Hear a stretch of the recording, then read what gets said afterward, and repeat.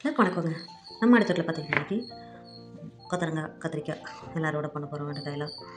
இந்த செடி பாருங்கள் ஒரு 2 ஜான் தான் இருக்கும். நான் கை வச்சும் பார்த்துட்டேன் காமிச்சு நான் ஃபஸ்ட் எடுத்ததுமே. ஆனாலும் பார்த்தீங்கன்னா இதில் காய் பறிக்காத விட்டேன். சரி எவ்வளோ தூரம் வளரும்னு.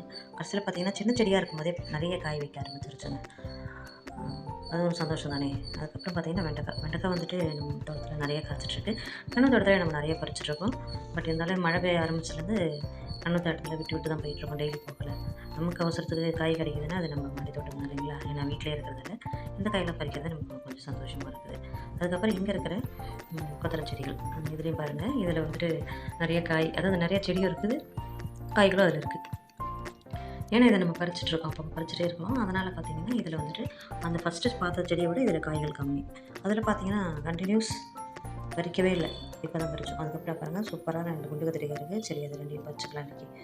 அதனால் இன்றைக்கி வந்து பார்த்திங்கன்னா சாம்பாருக்கு காயாகிடும், பொரியலுக்கும் காயாகிடும் இல்லைங்களா. அது மாதிரி கத்திரிக்காய் தான் நமக்கு உடனே பறித்து சமைச்சா அவ்வளோ டேஸ்ட்டுங்க.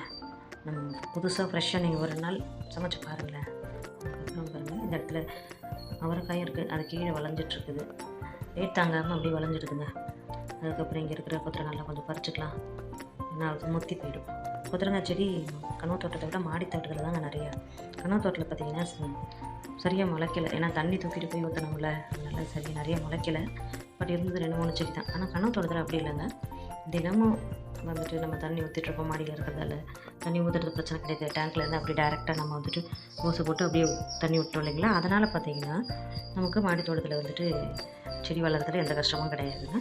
கனவு தோட்டத்துக்கு இந்த வர மார்ச் ஏப்ரலில் கண்டிப்பாக போர் இறக்கிடுவாங்க. நான் இன்றைக்கி அறுவடை பண்ணேன் வெண்டைக்காய், கத்திரிக்காய் சூப்பரான கொத்தவரங்காய். இந்த பதிவு பிடிச்ச லைக் பண்ணுங்கள், ஷேர் பண்ணுங்கள், மறக்காமல் சப்ஸ்கிரைப் பண்ணுங்கள், நம்ம சேனலை சப்போர்ட் பண்ணுங்கள்.